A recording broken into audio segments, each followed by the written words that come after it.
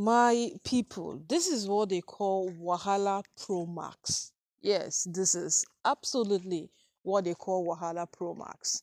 Because if you don't want to weigh the options right, you would say that whatsoever is going on in the palace should have an end already.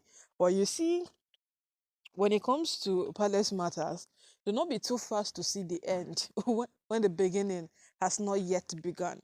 Yes, because practically these women are telling us right now that hey, make they no day too fast. Oh, yes, make they no day too fast to say there is going to be an end. They are just starting. So this one now seems like a joint force that these women are putting together to come at the Oni, because Olori Peju, whom we know very well, that hardly talks because she, being a queen, is so satisfying for her, and absolutely she does not have an issue, has finally spoken. And Peju have spoken in such a way that nobody would want to even admire that statement. So technically speaking, Peju should have had some sort of arrangement with the Oni that people don't know of. Because the last time that the Oni came out to speak about divorce, there was a statement Olori Peju made. She said something about you not forgetting what you have promised. So practically, the Oni have promised Olori Peju something that we don't know about.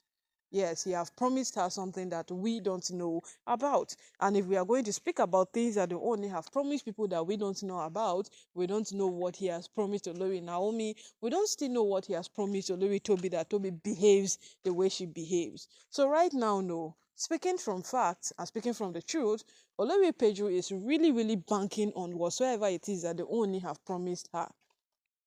Yes, she is really, really banking on it. And right now, she has come out to still tell him that when promises are forgotten, a lot of things go wrong. Some persons are saying this is a threat, but well, let's just call it a mere statement that Oni's wife have come out to make. Because practically, these women are very, very good at threat. Every statement that comes out of their mouth is a threat. Every single word that comes out of their mouth comes out with an arrow that can hit you so hard into your chest. We know that. That is what they are capable of. That is what they are very, very good at. That is what we know them for.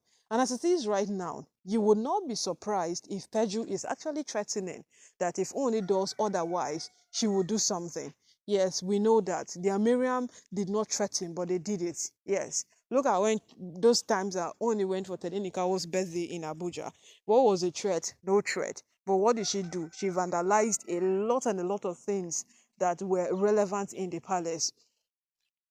She made sure she destroyed down to a point where she left nothing, nothing that that could not touch the Oni, that yes, I touched something. She made sure she destroyed something that the Oni would feel it, that yes, someone has actually done something here. That was what she did. All the guards could not stop her. Nobody could stop her. It became so obvious that what Toby was so angry, and a lot went down.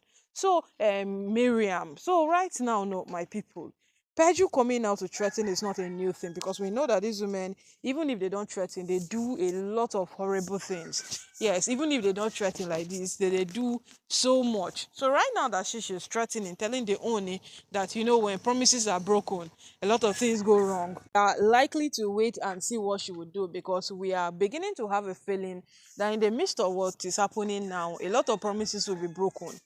Yes, a lot and a lot of promises will be broken, because Oni has come out of his seclusion period and he has not even given a statement to anybody. He has not said any single thing at all. Yes, since he came out of his seclusion period, Oni has just been quiet for some days. He has been quiet. The only thing he did was to go to Akure to go see Olori Naomi, because he knew that Naomi would be at her church. And right now, Pedro is already sending words which sounds like a threat already. So no matter how these things get, no matter how these things become, we are prone to say that these women know exactly what they are doing. Yes, because why is she waiting for the perfect time to come out and lay her claims? Why is she waiting for the perfect time to come out and say whatsoever it is that is in her mind. Because if you don't want to judge right, or if you want to weigh these options right, you will come to that point of realization that no matter how these things happen, no matter how you think these things happen, there is always an end to every single thing. And when will this woman's end come? Because they have not even begun.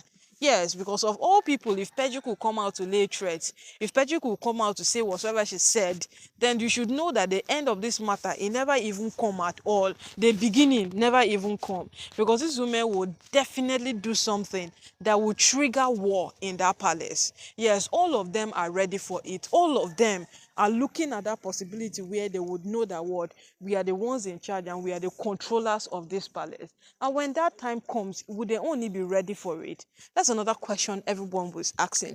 Would they only be ready for it? Because these women have been far ready for this part. They have been ready, ever ready for any single thing that will come, whether to scatter the palace, to build it, to destroy it. They are ready, ever ready for it. But is they only ready for whatsoever shenanigans his wives are putting up? Is they only ready for whatsoever thing that his wives are going to portray before him? Because as it is right now, the only himself has come to that point of saying that, okay, oh, I surrender to this woman. Let them do whatsoever it is that they want to do. Listen, there was a time in the palace that they only had no consent with this woman. They were practically living their lives and doing whatsoever it is that they wanted to do.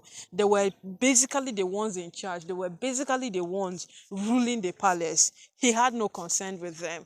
He was just making decisions for his people. He was making sure that his people are okay. He was making sure that every single thing goes well with his people. That is what the Oni was doing in the palace. But why did he become concerned about his wives? Because they kept on exuding characters that did not make sense. They kept on doing things that did not add up. And you as a king, you cannot just give your wives the room to rule the way the Oni did. But what he felt they could change.